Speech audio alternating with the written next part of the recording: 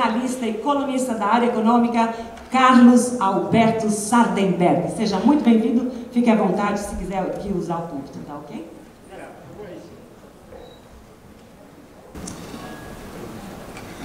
Bom, muito boa tarde a todos. Obrigado pelo convite, obrigado pela presença de todos.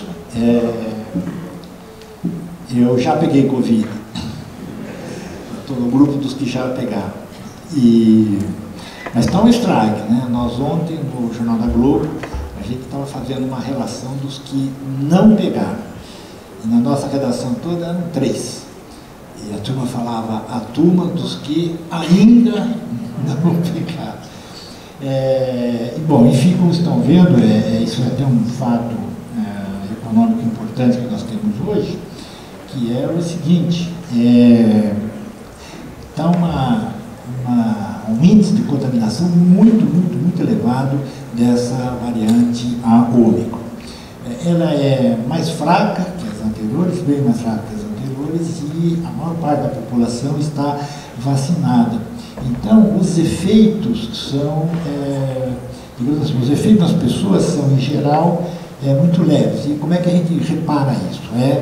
O número de casos notificados aumentou em São Paulo quase 200%, no Rio, cidade do Rio de Janeiro, teve um aumento de 300%, mas o número de internações não aumentou na mesma proporção e o número de mortes está estável, o que significa que é uma variante, digamos, entre aspas, benigna, né?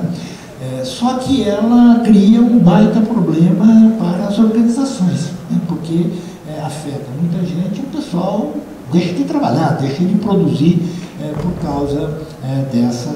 Então, isso é um problema que a gente tem que estar de olho, que é a extensão, né, e o tempo em que essa variante vai nos incomodar.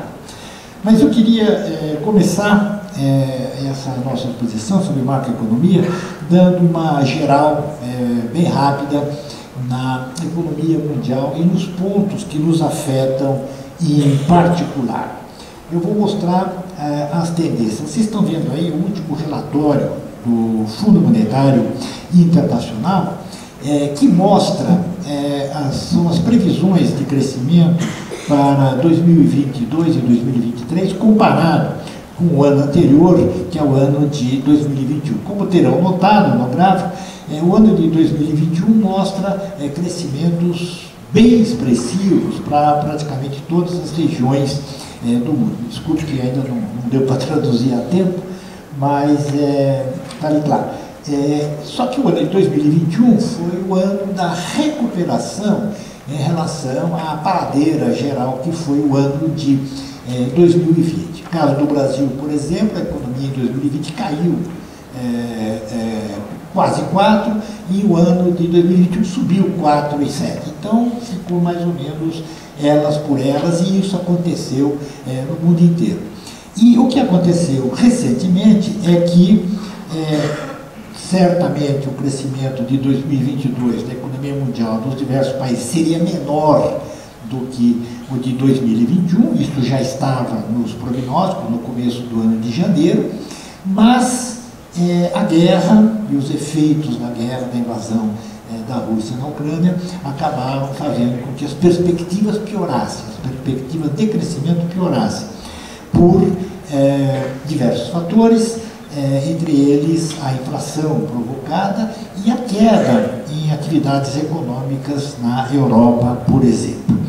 Aqui a gente vê o PIB da zona do euro, que foi o resultado já conhecido. Reparem ali, o PIB do primeiro trimestre de 2022 veio 0,3% de crescimento, né? Tá bom ou tá ruim?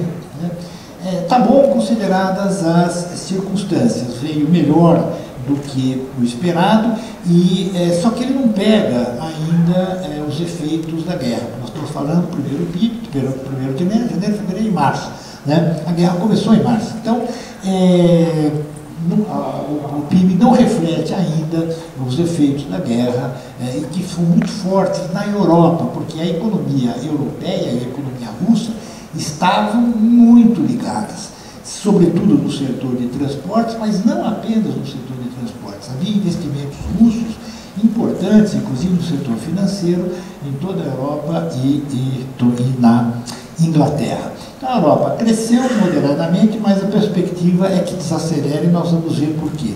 A economia americana está num paradoxo muito complicado para a gente entender, porque ela vem forte, ela vem muito forte. Por exemplo, o nível de desemprego é 3 e qualquer coisa, 3% da força de trabalho, que é pleno emprego, né? Então a economia vem muito forte, só que tem um problema que afeta os Estados Unidos e afeta o mundo inteiro, que é inflação. Que era um problema que a gente achava que estava superado, mas está aí, a inflação voltou. E com digamos, uma barbeiragem dos bancos centrais do mundo afora, inclusive dos Estados Unidos, que foi o seguinte: quando a inflação começou a aparecer na retomada da economia depois da pandemia, a economia parou total. Quando a pandemia começou a arrefecer e as restrições à movimentação de pessoas, as restrições foram sendo suspensas no mundo inteiro, a economia voltou e voltou forte, né? Havia uma demanda reprimida, atividades reprimidas. Então, a economia voltou muito forte. E tinha um problema, que era, durante a pandemia, com a pandemia, houve uma disrupção das cadeias produtivas. Navios ficaram parados, containers ficaram parados, portos fechados. E na hora de voltar, voltou tudo ao mesmo tempo. Vocês podem, é claro que isso deu problemas de logística no mundo inteiro. Então, por exemplo, faltou semicondutores para a produção de automóvel. Aqui no Brasil, teve fábrica que fechou porque faltava semicondutor que vinha da Ásia. E não veio por quê? Não porque eles não estivessem produzindo, mas porque não tinha navio, não tinha container, não tinha logística para organizar as coisas. Então, começou a surgir uma inflação de demanda. E os bancos centrais disseram: é passageiro, é temporário isso aqui, passa logo e a gente não tem muito o que fazer.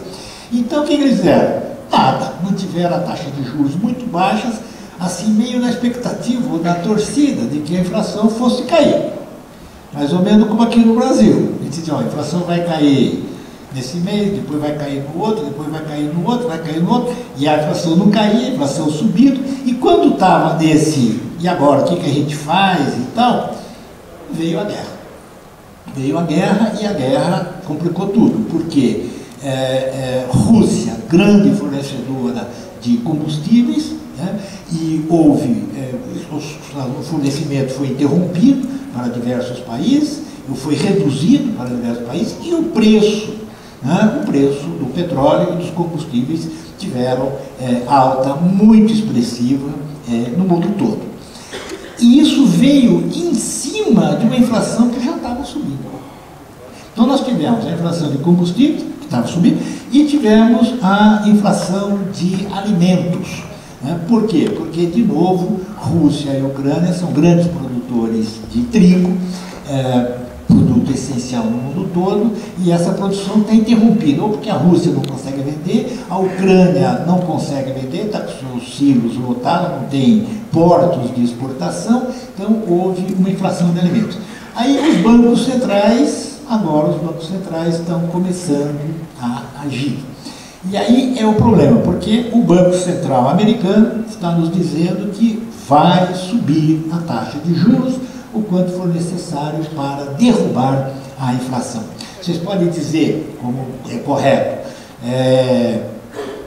taxa de juros não derruba o preço do petróleo. O que derruba o preço do petróleo seria uma queda da demanda mundial, certo? Mas o problema não é só o preço do petróleo, é como no caso do Brasil, a inflação está espalhada. A inflação se espalhou, não é só de combustíveis e de alimentos. É a inflação, por exemplo, saiu hoje a inflação brasileira, o IPCA. Qual foi o item que mais pesou? Passagem aérea. Passagem aérea. Por quê? Porque a demanda aumentou de uma maneira exponencial, né?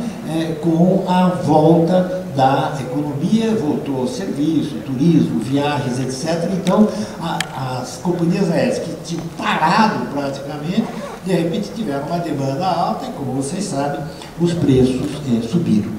Na Europa, a mesma coisa. A presidente do Banco Central da Europa, Christine Lagarde, disse hoje que vai subir os juros a partir da próxima reunião do Banco Central Europeu, lá deles. O Banco Central Americano já começou a subir juros, e aí nós temos as duas maiores regiões do mundo, Estados Unidos e União Europeia, subindo juros. Subir juros significa o quê? Menos atividade econômica. Essa é a ideia. Menos atividade econômica porque diminui o crédito fica mais caro e mais restrito. E é que é isso que os bancos centrais estão promovendo. Com crédito mais caro e mais restrito, né, a demanda deve cair, e caindo a demanda, deve cair a inflação. Essa é a perspectiva. Mas há um risco, sempre que os bancos centrais fazem esse movimento, tem o risco de exagerar na mão. E aí, qual é a ideia, digamos assim, a ideia ótima? É você produzir uma queda da inflação mantendo algum nível de crescimento, quer dizer, sem estragar todo o processo de crescimento. Esse é o ideal. Mas qual é o risco? O risco é de uma taxa de juros muito forte que acabe derrubando a atividade econômica e levando a uma recessão.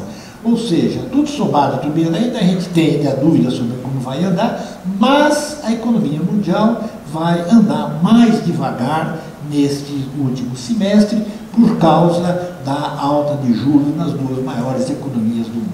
E a China, terceiro polo econômico, a China tem outro tipo de problema, que é o modo de combate à Covid. A política chinesa é Covid zero. Isso quer dizer o seguinte, apareceu, eu vou contar um caso para vocês, eu contei no meu artigo que está na minha coluna do Globo deste sábado.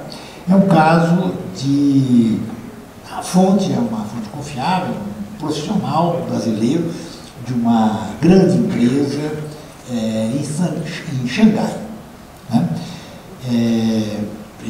Uma fábrica de 6 mil funcionários, coisa desse tipo. Apareceu um caso de Covid, para vocês terem uma ideia de como é que é a coisa. Apareceu um caso de Covid na fábrica. Todos os funcionários foram chamados para a fábrica e ficaram confinados lá dentro por 7 dias. E testando. Aí a hora que zerou, todo mundo pode ir embora. Mas vai para casa e 7 semanas de isolamento em casa. 7 semanas. E isolamento assim, ó, pode sair para fazer compra? Pode.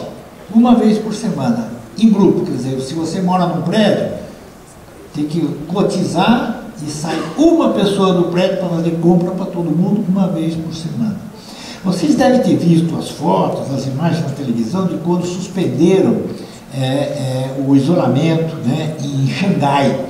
E aí apareceram as fotos, vocês repararam, tinham barricadas em frente dos prédios residenciais e das empresas. Quer dizer, mesmo que o cara quisesse desafiar a polícia e sair para a rua, não conseguia, porque tinha umas barricadas e tal. Aí derrubaram as barricadas. Xangai é um centro econômico e financeiro de 25 milhões de pessoas. Eles fecharam quase integralmente.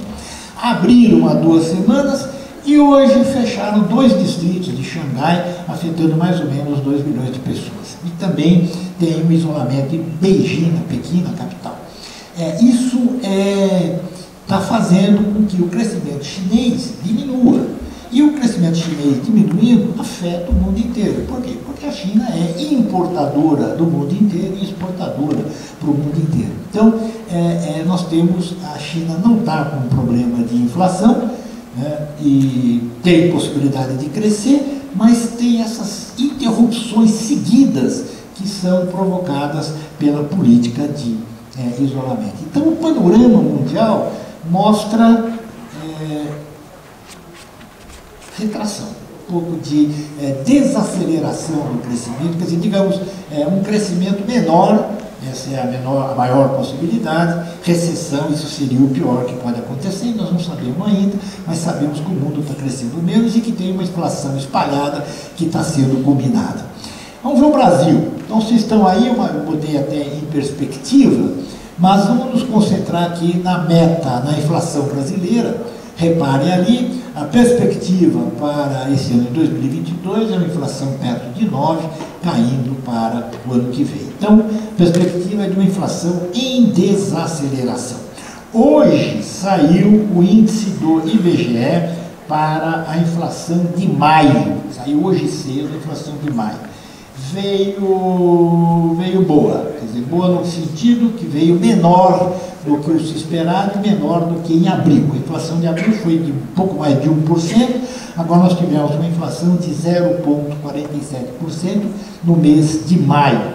E com isso a inflação em 12 meses caiu para 11,7%, saiu da faixa dos 12%.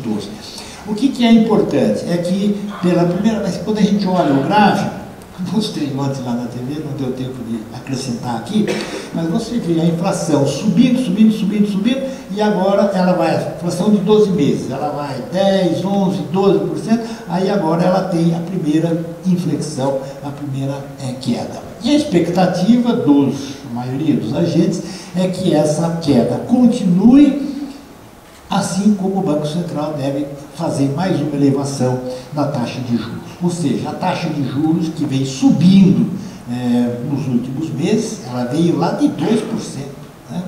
E vem subindo, já está em 12,75 e vai a 13,25, essa é a expectativa, e taxa de juros muito forte, muito alta, encarecendo o crédito, inclusive o crédito imobiliário, encarecendo os financiamentos e isso afetando a atividade econômica. A inflação da construção civil também saiu hoje, saiu um pouco mais tarde depois da ação do IBGE. A inflação da construção civil é maior do que a inflação média brasileira. Se nós estamos falando de uma inflação de 0,5% em abril, a inflação da construção civil foi 2,17%. E neste ano, nos 12 meses, ela está em pouco mais de 15% a inflação da construção civil. No período de janeiro-maio, nós tivemos uma alta de 5,77% nos preços da construção civil.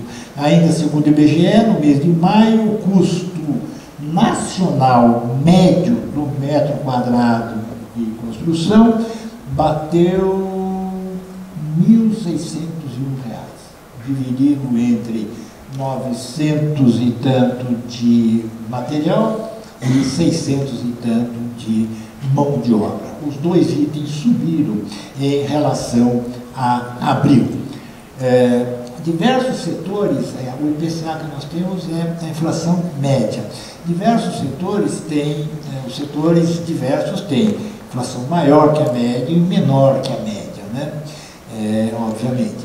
E, no caso, a construção civil está acima da média, assim como diversos setores de serviços que estavam parados e retomaram a atividade. É o caso o setor de entretenimento, de eventos, estava tudo parado, a gente não podia fazer, né? Estava tudo no online ou eventos cancelados, agora a gente está voltando ao presencial. Então está voltando eventos, está voltando, inclusive casamento, gente. Vocês sabem que está lotado a agenda de casamento aí das agências de eventos, porque estava todo mundo querendo casar desde 2020. Não pôde em 2020, não pôde em 2021 e agora o pessoal está finalmente casando. Tem gente que já separou antes de casar. E o pior é que pagou a festa, né? Pagou a festa, não casou.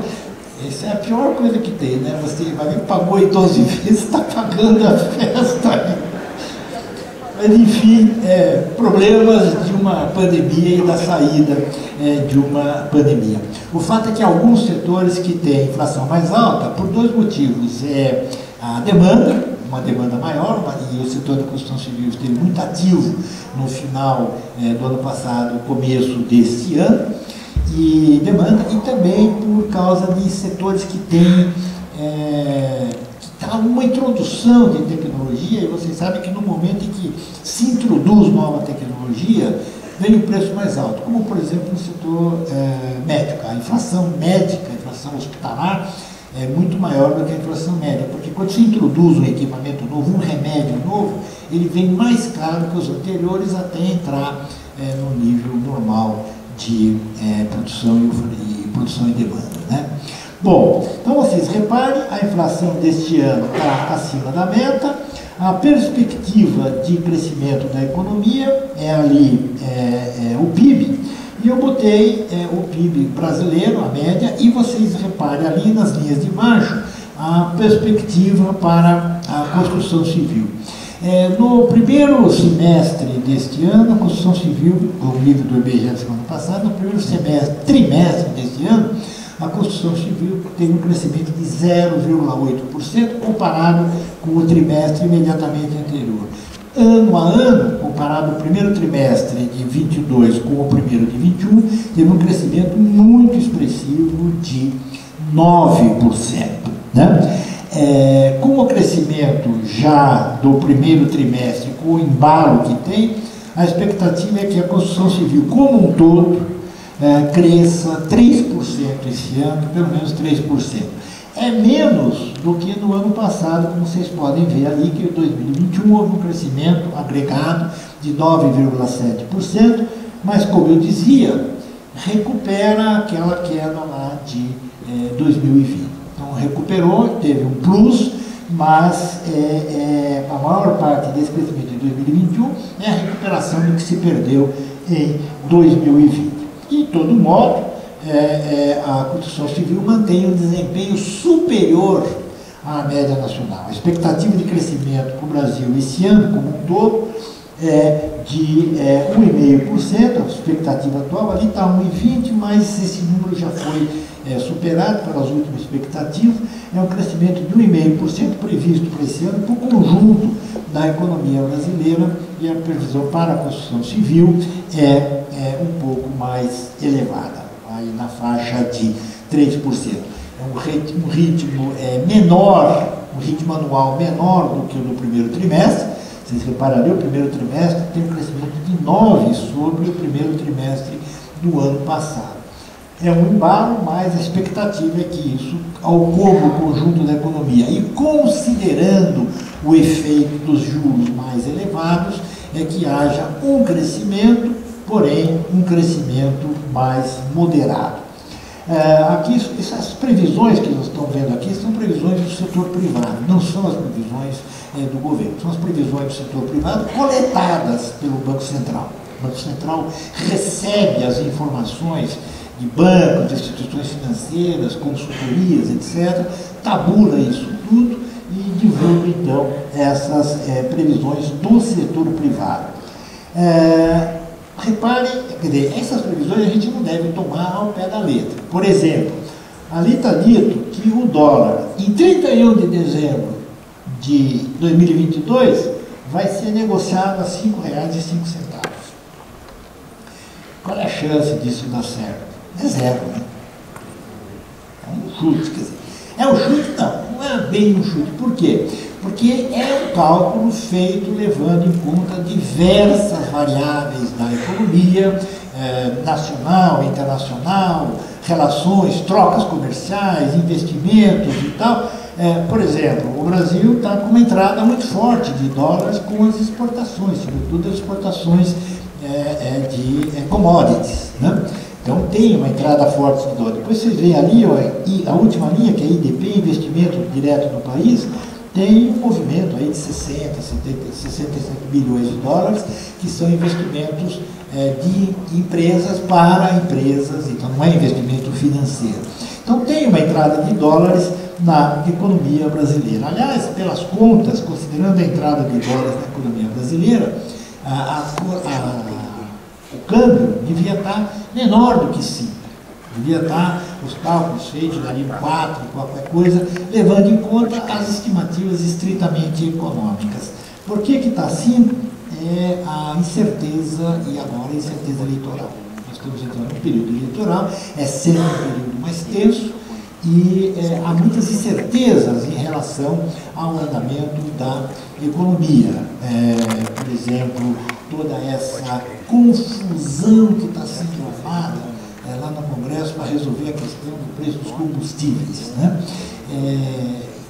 Estão inventando uma série de ideias que são muito, por exemplo, os estados seriam forçados a reduzir o ICMS sobre combustíveis ou eliminar o ICMS sobre diesel e gás de cozinha.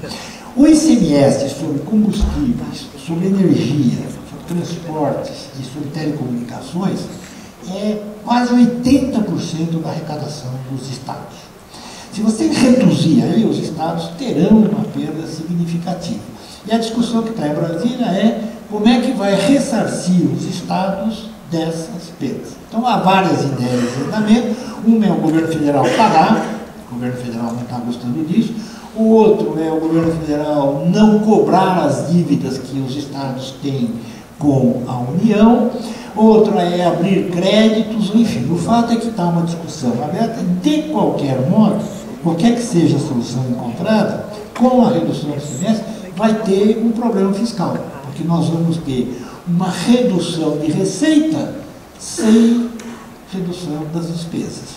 Vai aumentar a dívida dos estados e da União. Essa é o que, na linguagem do Banco Central, é incerteza fiscal, que é, enfim, a dúvida sobre como é que vai andar as contas públicas. E o problema é que, quanto mais déficit e dívida do setor público, mais endividamento, mais juros. Os juros ficam mais caros, porque o governo fica super endividado.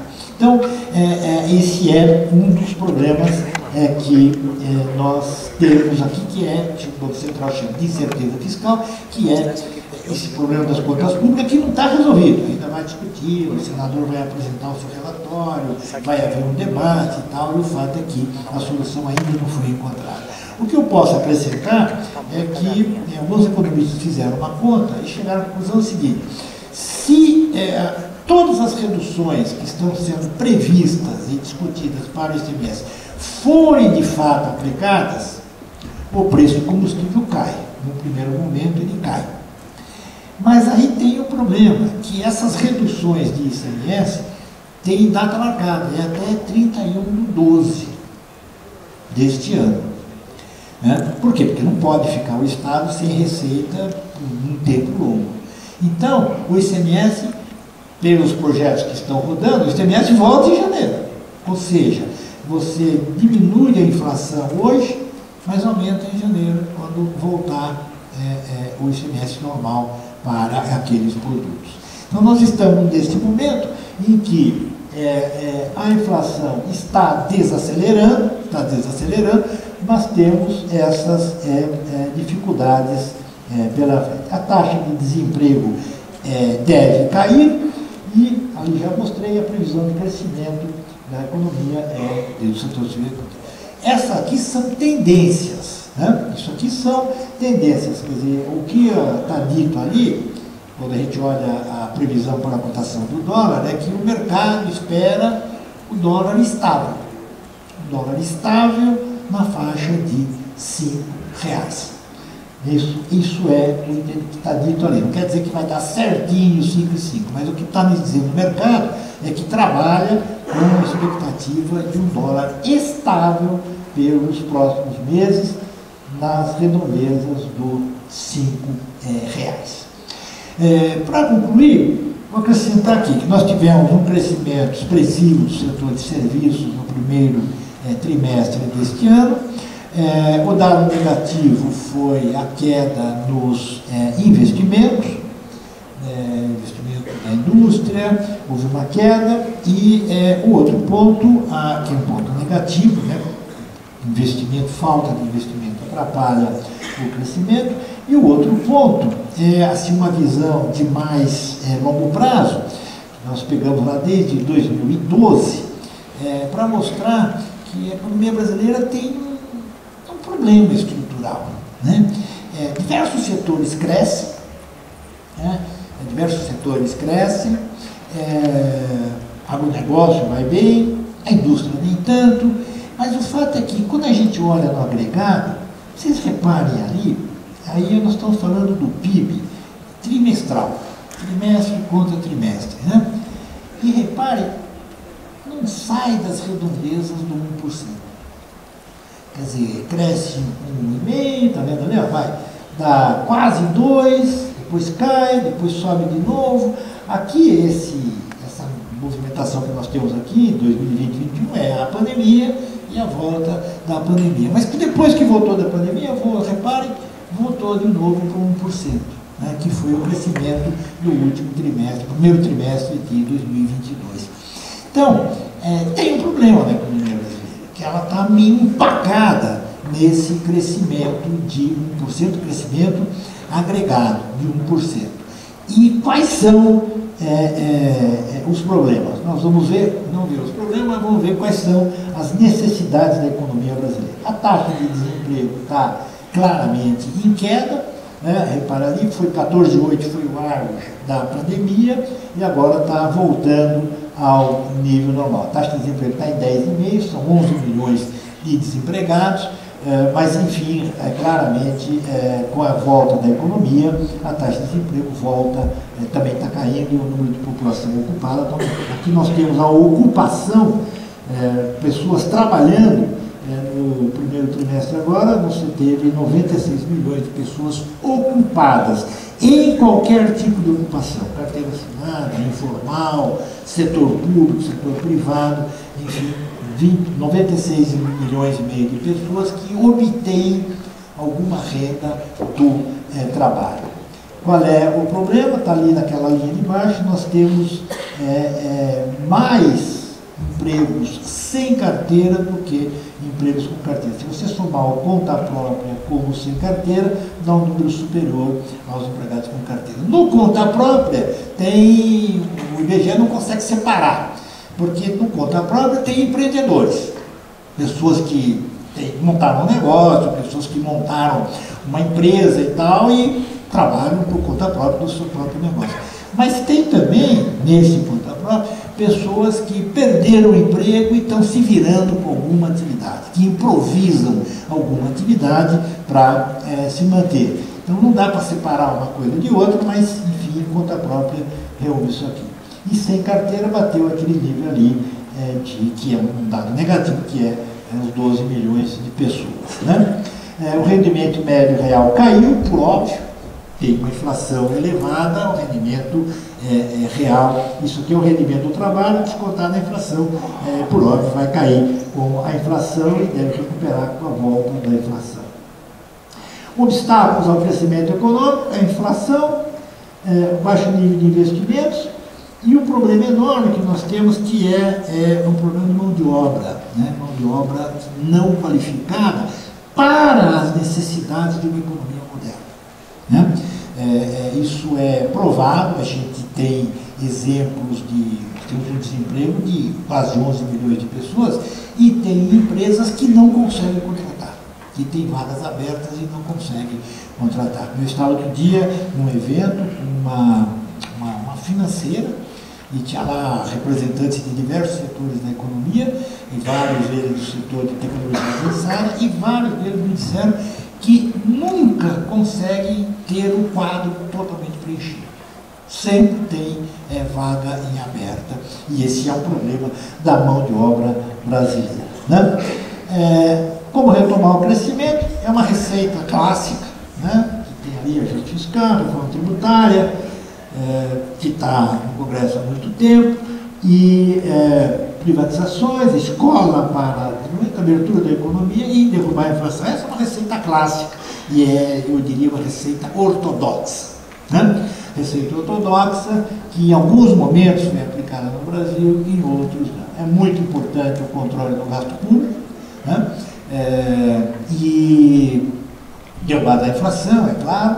E ali a reforma tributária, que todos vocês aqui sabem como o sistema tributário brasileiro é negativo, atrapalha todo mundo, e escola e abertura da economia. Então nós temos aqui uma receita que é clássica, ortodoxa, em determinados momentos ela é aplicada, em outros não. Por exemplo, governo Lula, Primeiro mandato, super ortodoxo. Segundo mandato, já foi para a gastança, né? Trocou o Palocci pela Dilma, a Dilma falou, bom, o negócio é gastar dinheiro, o Palocci dizia, o negócio é economizar dinheiro público. Então, saiu do Palocci para a Dilma, o governo saiu dessa receita de ajuste fiscal para aumentar o gasto. E o atual governo defende tecnicamente o ajuste fiscal e o teto de gastos, porém, por necessidades práticas da política imediata, da política de centrão especialmente, tem que estar abrindo brechas no teto de gastos para conseguir um aumento de gastos neste período. É ruim, mas essa é a situação que temos. O Brasil é um país, eu estou concluindo, já me avisar, o Brasil é um país, eu só dizia, não é para amadores. Né? O Brasil não é para amadores, porque é um país muito complexo. Vocês veem, nós tivemos hoje uma informação de que é um nível de 33 milhões de pessoas no mapa da fome, e ao mesmo tempo nós temos setores da economia super modernos e dinâmicos. Isso é o Brasil, bem desigual, mas tem uma parte do Brasil que você pega o agronegócio, por exemplo, pega diversos setores, quer dizer, em outras palavras, você vê um agronegócio que é de primeiro mundo, é um agronegócio com alta tecnologia. Você fala assim, não, o que a gente vai? Está plantando soja, mas num grão de soja tem muita tecnologia, tem genética, tem indústria, tem conhecimento de terra, como é que funciona, mudam a terra, quer dizer, por exemplo, o Cerrado nunca deu soja, aí passou a dar, por quê? Porque mexeram, transformaram a terra. Isso como? Ciência. Né? Serra da Mantiqueira não dava vinho, é uma coisa boa, agora dá vinho, tem ótimos vinhos aí produzidos em Guaspara, ali na zona. Por quê? Porque inventaram um sistema novo de poda das videiras. Podam 2 vezes, enganam a uva e sai um vinho melhor do que saía antes. Então, pura tecnologia, como é todo o agronegócio brasileiro. E que avança. E nós temos também, fora do agronegócio, nós temos diversos setores que introduzem tecnologia, vejam prédios que a gente faz, estradas que tem no Brasil, são alta tecnologia introduzida, etc. Então, esse é o ponto que eu queria deixar. Se você, seu empresário, olha e fala assim, qual é a perspectiva de crescimento? É 1,5%. A inflação está enorme. Você fala, não vou investir. Aí danou-se. Danou-se, porque quem investiu foi embora, mesmo com inflação de 1,5%, crescimento de 1,5% e tal, não sei o quê. Como eu disse, há setores, quando a gente pega 1,5%, é a média. Você tem setores que estão disparando, né? E, por exemplo, todo o setor agroexportador está disparando, né? E setores que ficam mais para trás. Então, não é para amadores o Brasil, é para profissionais. E o Brasil não é um país para quem fica parado, é um país para quem se move, que investe, descobre oportunidades, porque é um país de mais de 200 milhões de habitantes, uma economia regional muito diversificada, então tem muita oportunidade de negócio pelo país todo, e é isso que a gente vê. Muito obrigado, desculpe ter avançado aqui um pouco